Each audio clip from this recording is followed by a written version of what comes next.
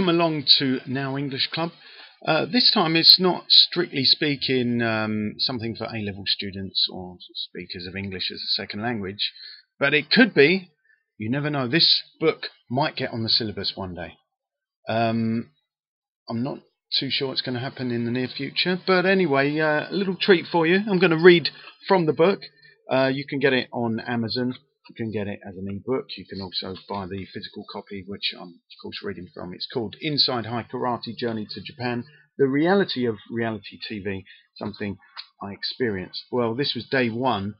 We were sent, me and my daughter, amongst other people, we were sent to Japan to learn how to do karate, or well, you'll see if you ever watch the show on CBBC, how good or bad we were at it. But anyway, this is day one. I'm going to be quick about it, but it's my first experience reading the book, so just in case you were wondering.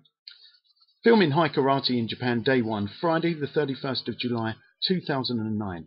"Ooh, curly fries," said Nursey, licking her lips in anticipation, as waiters and waitresses buzzed around our long table. I thought French fries were highly unlikely. We'd been promised McDonald's on arrival in Tokyo, but I wasn't sure why this hadn't happened.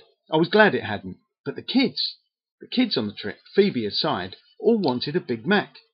And since when did Japanese restaurants serve curly fries, especially Japanese restaurants in Tokyo? Surely they hadn't become that westernized. "Tuck in, kids," Nursey commanded, as the fried items turned up on our table. "Be careful, kids. They're not curly fries. If you like squid, tuck in," I interjected. Nursey turned to me and frowned. "Of course they're curly fries. What do you know?" "Listen, I've lived here before, Nursey, and I'm telling you that's Japanese squid." "Japanese squid?" "Well, I don't know what language their squid speak, but they don't speak potato, I know that." Nursey turned away, and before she did, she fired a parting shot. "I never take any notice of you." I wasn't sure why she said never, as it implied we knew each other well, or at least had known each other for a long time. She'd interviewed me a few times, it was true, but I put her outburst down to jet lag, emotion, or maybe something I'll never quite understand. "Well, that's where you're going wrong, Nursey. You should take notice of me. Sometimes." It was arrogant of me to say that. I knew I was getting her back up. I was old enough to be her dad, but she was treating me like a kid. I was annoyed.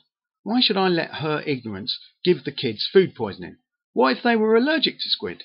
Or maybe I just reacted with instinct. Right or wrong, it was just me being me. Nursey was acting like Miss Piggy. She was in a huff. I was Kermit without his attractive features. I wasn't irresistibly green like him. Female pigs can't resist that.